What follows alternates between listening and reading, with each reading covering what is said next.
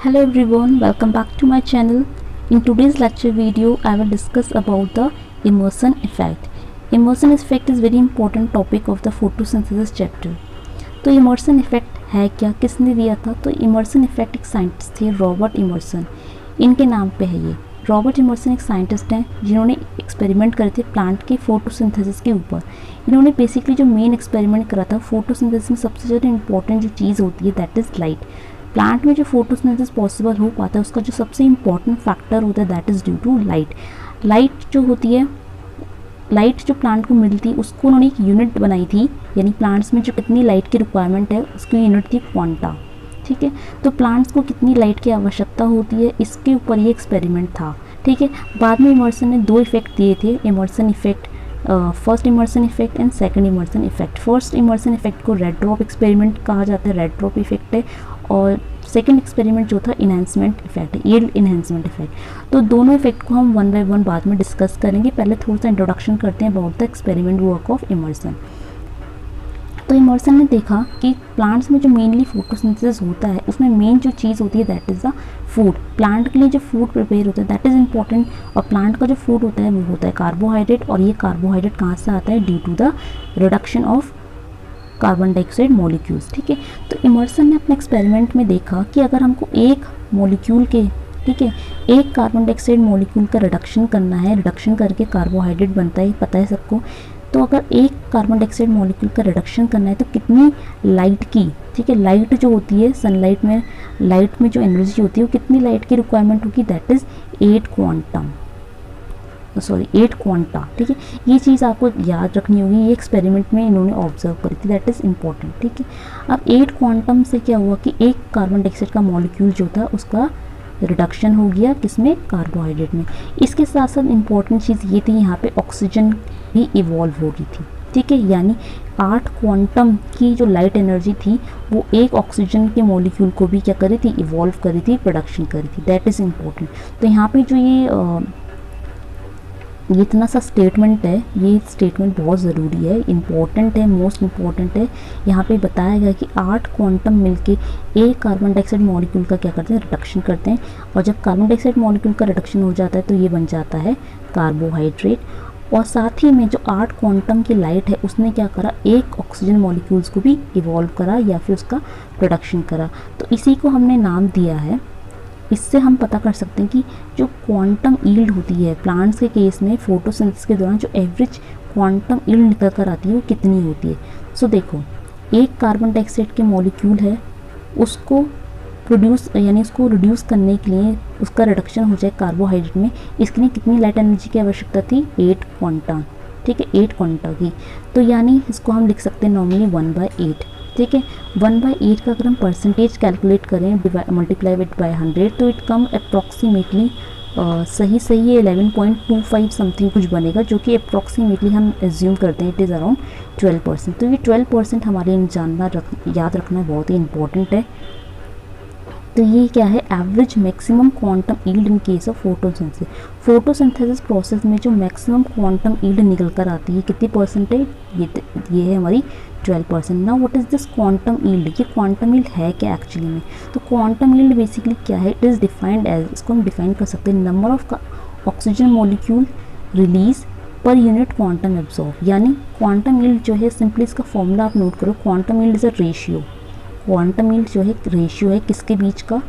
Amount of oxygen release, amount of oxygen release, कितनी oxygen release हुई है? ठीक है, अमाउंट ऑफ ऑक्सीजन रिलीज, इसको डिवाइड करेंगे लाइट कितनी एब्जॉर्ब हुई है, लाइट एब्जॉर्ब। ठीक है, तो इन दोनों का रेशियो हमारा जो है वो कहलाता है quantum yield. Now what is quantum yield?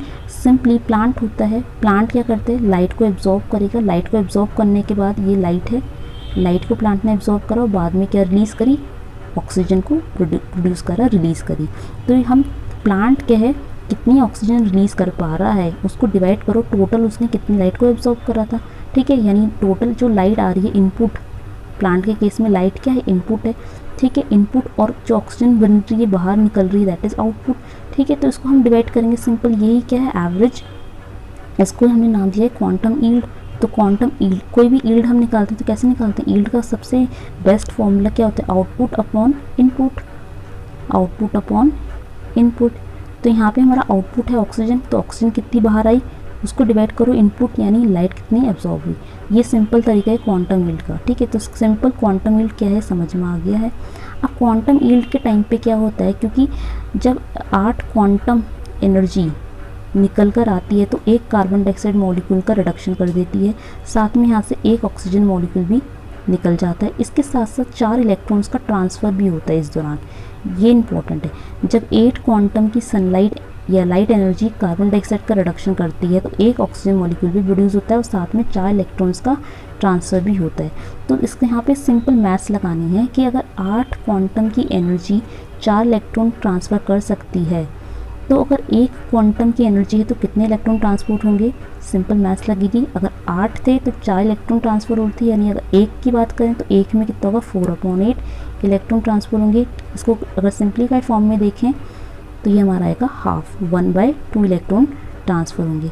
तो अगर हम इसको सिंपली सेम चीज़ कैलकुलेट करनी होगी अगर 2 इलेक्ट्रॉन्स के लिए, तो 2 क्वांटम लाइट एनर्जी कितने इलेक्ट्रॉन ट्रांसफ़र कर पाएगी, 1 के लिए कितना था उसको मल्टीप्लाई करो 2 के लिए, ठीक है। 1 के लिए हमने पढ़ा था हाफ निकल कर आया था, हाफ इलेक्ट्रॉन, और उसको मल्टीप्लाई करा 2 से तो ये हमारा निकल कर आएगा 1 इलेक्ट्रॉन, ठीक है। तो यहाँ पे शॉर्ट में यही लिखा है, एक्सप्लेन करा है कि for the movement of 1 electron, एक इलेक्ट्रॉन के मूवमेंट के लिए 2 फोटोन्स की आवश्यकता होती है। फोटोन्स क्या होते हैं, लाइट जो होती है, सनलाइट जो होती है, सनलाइट से जो लाइट निकल कर आती है, इस लाइट में जो मॉलिक्यूल्स पाए जाते हैं या फिर यू कैन सिंपली से जो सूरज की किरणों में कण होते हैं, पार्टिकल्स होते हैं, उनको फोटोन कहा जाता है।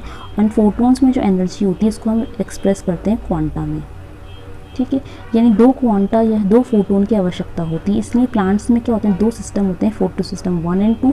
ये फोटो सिस्टम 1, 2 क्या होते हैं ये हमने प्रीवियस लेक्चर में डिस्कस करा है। अगर आपने वीडियो नहीं देखा तो you can simply visit to the channel playlist and watch it, ठीक है। तो फोटो सिस्टम 1, 2 क्या करते हैं, ये अलग अलग वेवलेंथ की लाइट को प्लांट्स में कैप्चर करने का काम करते हैं।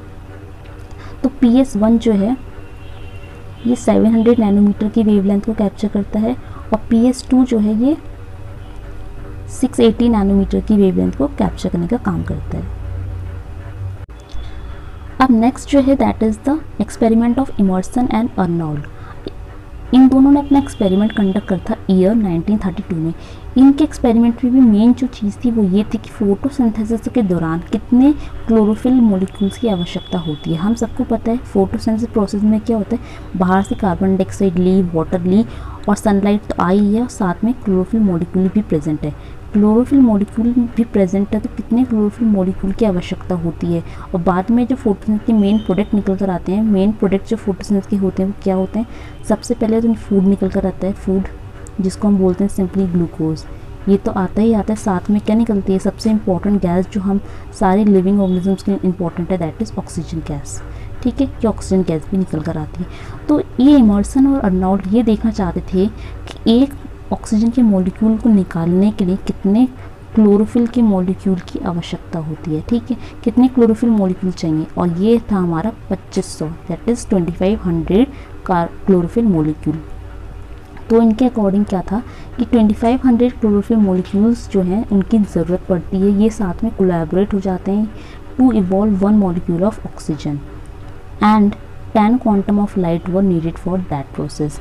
यानी कि अगर हमको एक मॉलिक्यूल ऑक्सीजन का लिबरेट करना है तो उसके लिए 2500 क्लोरोफिल की आवश्यकता पड़ेगी, 2500 यानी 2500 क्लोरोफिल मॉलिक्यूल की ज़रूरत पड़ेगी, और साथ में 10 क्वांटम की सनलाइट की आवश्यकता होगी।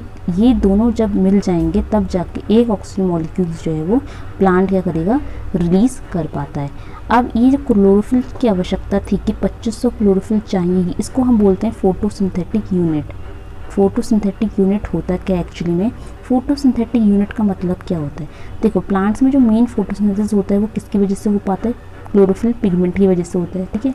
और simply you can say that photosynthetic pigment जो प्लांट्स में प्रेजेंट हैं उनकी वजह से होता है। तो ये फोटोसिंथेटिक पिगमेंट क्या बनाती है, ग्रुप बनाएगी। ये ग्रुप बना दिया, इसमें बहुत सारी पिगमेंट्स हैं, सपोज लेट अस ये दूसरा ग्रुप है जिसमें दूसरे पिगमेंट्स भी इन्वॉल्व हैं, ठीक है। तो ये जो छोटे छोटे प्लांट्स के पिगमेंट्स के ग्रुप हैं, ठीक है, स्मॉल ग्रुप हैं पिगमेंट्स की, साथ में मिलके काम करते हैं। साथ में मिलके काम करने के बाद ये क्या करते हैं, जो प्लांट्स की जो रिएक्शन होती है फोटोसिंथेसिस की, उसको कंडक्ट करा पाते हैं। तो ये कितने मॉलिक्यूल्स इन्वॉल्व हैं, यानी एक ग्रुप में कितने इन्वॉल्व हो गए हैं मॉलिक्यूल्स, इसको बोलेंगे फोटोसिंथेटिक यूनिट, ठीक है। तो यहाँ पर डेफिनेशन लिखिए, फोटोसिंथेटिक यूनिट क्या होती है, smallest group of pigment molecules, ठीक है। पिगमेंट मॉलिक्यूल एक छोटा सा झुंड या छोटा सा ग्रुप जो होता है, जो मिलके कोलैबोरेट होकर काम करता है, किस लिए, to produce a photochemical act, ठीक है। That is the absorption migration quantum light quantum to a trapping centre where it brings about the release of electron, ठीक है। होता क्या है एक्चुअली में, जैसे सेंटर में एक ट्रैपिंग सेंटर होता है, यहाँ पे मेन जो पिगमेंट होती है वो होती है हमारी क्लोरोफिल ए, और साइड में यहाँ पे कुछ अलग एसेसरी पिगमेंट्स पाई जाती हैं सपोर्टिंग जो हेल्प करती हैं, जैसे यहाँ पे लेटस क्लोरोफिल ए तो सेंटर में होती है, यहाँ पे है क्लोरोफिल बी, यहाँ ज़ैंथोफिल, यहाँ कैरोटीनॉइड, अगेन यहाँ पे कुछ फाइकोबिलेंस हैं, ठीक है। इस तरह के एसेसरी पिगमेंट्स पाए जाते हैं। ये सारी पिगमेंट क्या करते हैं, पिगमेंट मॉलिक्यूल लाइट की जो एनर्जी है, क्वांटम एनर्जी, उसको कैप्चर करेंगे। इसके बाद इसने भी क्लोरोफिल बी ने कैप्चर करी, फिर ऐसी सेम ज़ैंथोफिल ने कैप्चर करी, और सब लोग कैप्चर करते हैं, और बाद में क्या करते हैं, ये क्या करते हैं, आगे ट्रांसफ़र करेंगे रिएक्शन सेंटर में, यानी सेंटर में जो क्लोरोफिल ए है उसको ये सारी लाइट भेज देंगे। यानी क्लोरोफिल ए ने सेंटर में सारी लाइट को ट्रैप करा, और ट्रैप करने के बाद ये क्या करेगा, जब सारी लाइट एनर्जी क्लोरोफिल ए में आ जाएगी, ट्रैप हो जाएगी, तो क्लोरोफिल ए के मॉलिक्यूल एक्साइट हो जाएंगे, एक्साइट होकर जंप करेंगे, jump to the highest jump करने के बाद ये इलेक्ट्रॉन जो है बाहर रिएक्शन में रिलीज़ हो जाएंगे, और ये अलग अलग जगह ट्रांसफ़र होकर पूरी रिएक्शन को कंप्लीट करेंगे। तो ये पूरा का पूरा जो फोटो सिस्टम होता है, ये हमने कल की वीडियो में पढ़ा था, ठीक है। इसलिए जो होता है फोटो सिस्टम 1, 2 जो होते हैं इक्वल होते हैं, यानी दोनों में क्या होता है, क्लोरोफिल मॉलिक्यूल एक की पिगमेंट जो है प्रेजेंट होती है, और साथ में देखा गया है कि सेंटर में जो क्लोरोफिल ए प्रेजेंट है और इसके आजू बाजू में जो पिगमेंट है उसमें भी जो मॉलिक्यूल्स हैं वो सेम है। दैट इज़ वाई जो फोटोसिंथेटिक यूनिट होती है PS 1 और 2 की वो सेम होती है। जो PS 700 है ये हमारा PS 1 है, और जो PS 680 है, 680 नैनोमीटर की जो वेवलेंथ यूज़ करते हैं दैट इज़ PS 2, ठीक है। और दोनों में जो क्लोरोफिल की मॉलिक्यूल की आवश्यकता पड़ती है एक ऑक्सीजन मॉलिक्यूल प्रोड्यूस करने के लिए, that is 2500 chlorophyll molecules, okay. तो ये हमने डिस्कस कर लिया है। अब इसके बाद इमर्सन के 2 इफेक्ट हैं। इमर्सन के फर्स्ट इफेक्ट का जो नाम है that is red drop effect. इसको रेड ड्रॉप इसलिए बोलते हैं क्योंकि यहाँ पे जो क्वांटम यील्ड है वो डिक्रीज़ हो रही है। उसके बाद जो तीसरा इफेक्ट आता है, तीसरा इफेक्ट भी बहुत इंपॉर्टेंट है।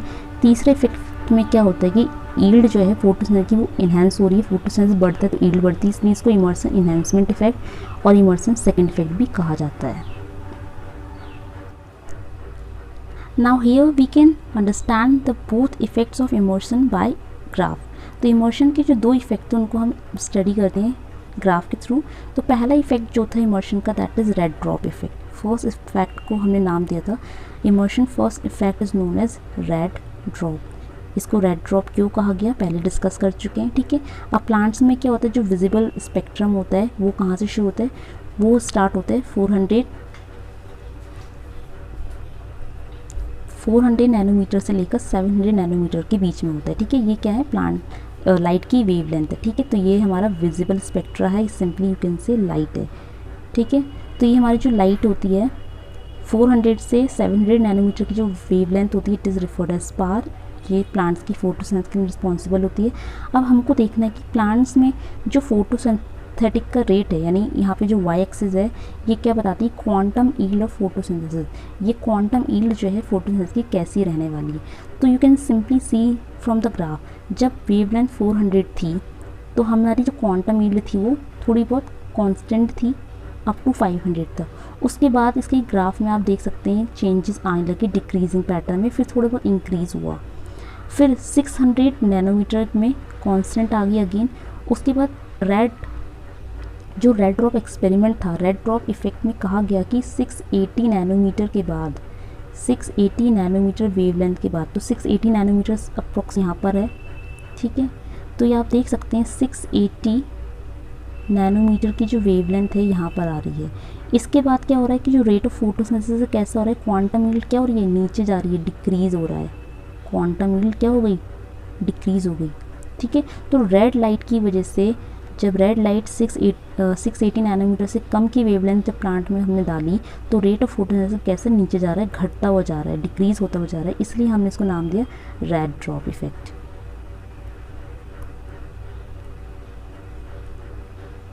और दूसरा एक्सपेरिमेंट जो था दैट इज़ द इन्हांसमेंट। ठीक है, तो इन्हांसमेंट था जिसमें क्वांटम यील्ड इन्हेंस हो रही थी। उसमें क्या था, बेसिकली 3 कंडीशंस बनाई थी। एक ही प्लांट था हमारा, प्लांट ए था। प्लांट ए में हमने 3 चीज़ें एक्सपेरिमेंट में करी। पहला, जो वेवलेंथ लॉन्ग वेवलेंथ थी यानी मोर देन 680 नैनोमीटर की वेवलेंथ वो अप्लाई करी प्लांट्स में, उसकी क्वांटम यील्ड क्या आई वो रिकॉर्ड करी। सेकंड केस में, पहला केस हो गया। सेकंड केस में क्या था, प्लांट्स में हमने लॉन्ग वेवलेंथ नहीं शॉर्ट वेवलेंथ का यूज़ करा। शॉर्ट वेवलेंथ डाली, ठीक है, शॉर्ट वेवलेंथ डाली, उसके बाद उस पर क्या असर हुआ वो यानी क्वांटम यील्ड क्या आई वो हमने रिकॉर्ड करी। थर्ड केस जो था उसमें हमने दोनों का मिक्स कर दिया यानी मिक्स्ड बीम डाली। ये मिक्स्ड बीम में क्या था, फर्स्ट और 2 को प्लस कर दिया था, यानी जो पहला लॉन्ग वेवलेंथ थी और दूसरा जो शॉर्ट वेवलेंथ थी इन दोनों को कंबाइनली हमने अप्लाई करा। तो हमने क्या ऑब्जर्व करा था यहाँ पे, फर्स्ट केस में जब हमने शॉर्ट वेवलेंथ यूज़ करी थी तो जो क्वांटम यील्ड इंक्रीज हुई थी that is this is quantum yield, it is called X. Second case में जो क्वांटम यील्ड हमने ऑब्जर्व करी that is referred as Y. और थर्ड केस में जब हम दोनों को कंबाइन करा था यानी this is X plus Y, तो जो यील्ड निकल कर आई थी दैट इज़ जेड। लेकिन ये चीज़ ऑब्जर्व करी थी एक्सपेरिमेंट में कि जो एक्स प्लस, एक्सपेरिमेंट में क्या ऑब्जर्व करा था, ये ऑब्जर्व हुआ था कि जो एक्स प्लस वाई था वो जेड के इक्वल जो था नहीं था, it is not equal to Z, वो जेड के इक्वल नहीं आ रहा था। जेड से कैसा था, वो जेड से यानी जेड से बड़ा था, यानी जेड जो था ग्रेटर था। ठीक है, जेड जो था यानी क्वांटम यील्ड जो थी इस केस में, थर्ड केस में जो क्वांटम यील्ड निकल कर आई थी it is more from the total of first two case. ठीक है, यानी फर्स्ट और सेकंड केस का जो हमने टोटल करा उससे भी मैक्सिमम यील्ड आई थी तीसरे वाले केस में। इसलिए हमने इसको, क्योंकि इसमें यील्ड इन्हेंस हो रही है, यू कैन सी ये ग्राफ जो है बार कितना बड़ा है, तो आप इसी से अंदाज़ा लगा सकते हैं कि हमने इसको यील्ड एनहेंसमेंट क्यों कहा गया। Okay, this is increase in enhancement in the yield, इसलिए हम इसको बोलते हैं enhancement effect and is also referred as second effect of Emerson. Now we discuss the explanation behind this Emerson effect. Emerson effect के पीछे क्या explanation है? See, in monochromatic light only one type of pigment is functional. नाम से clear है, monochromatic light. Monochromatic light का मतलब जिसमें एक पिगमेंट ही फंक्शनल हो। मोनो का मतलब होता है सिंगल या फिर वन, तो इसमें एक पिगमेंट कैसी है, फंक्शनल है, बाकी पिगमेंट्स फंक्शनल नहीं होंगी। तो यू कैन इमेजिन जब एक ही पिगमेंट फंक्शनल है, एक ही फोटोसिंथेटिक पिगमेंट एक्टिव है, तो वही क्या करेगी, सारी की सारी वेवलेंथ को कैप्चर करने का काम एक पिगमेंट, जो पिगमेंट फंक्शनल है, एक ही पिगमेंट फंक्शनल तो वही करेगी। वो तो इसलिए क्या होता है कि रेट ऑफ फोटोसिंथेसिस डिक्रीज हो जाता है।